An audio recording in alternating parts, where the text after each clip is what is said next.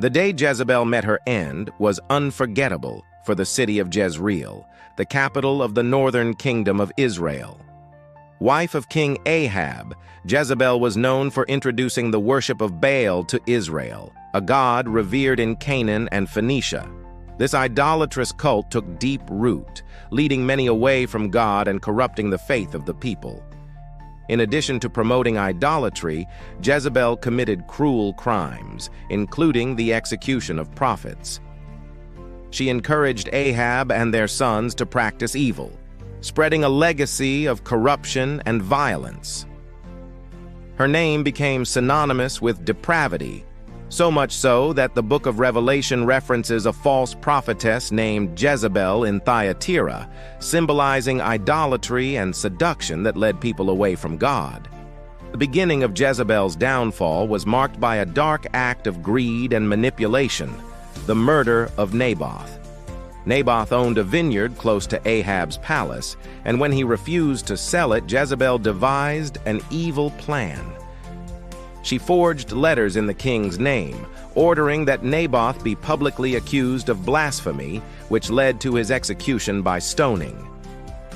This crime allowed Ahab to take possession of Naboth's vineyard.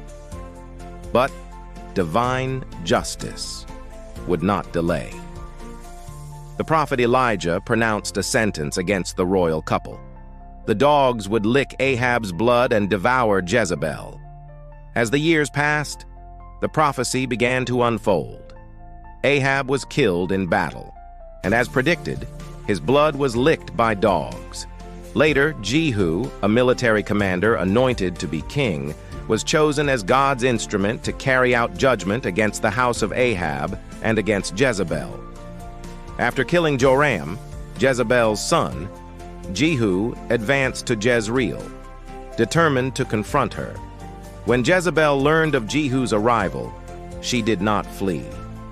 Instead, she dressed herself up and painted her eyes, appearing at a window to face him.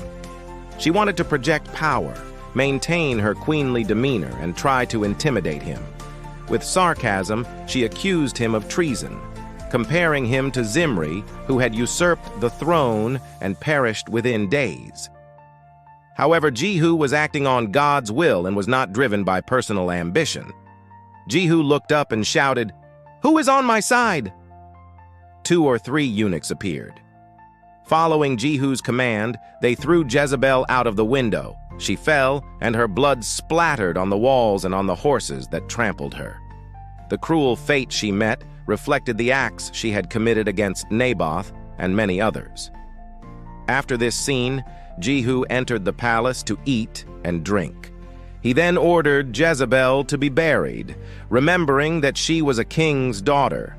But when the servants went to retrieve her body, they found only her skull, hands, and feet. The dogs had devoured the rest, fulfilling Elijah's prophecy. This tragic conclusion served as a testimony for Israel and for posterity. God's word is unbreakable, and those who defy his authority by promoting idolatry and injustice will face an equally terrible end.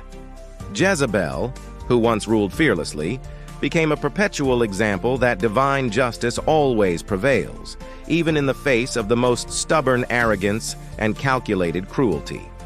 If you found this story intriguing and want to hear more about the dramatic tales of the Bible, don't forget to like this video, share your thoughts in the comments, and follow for more.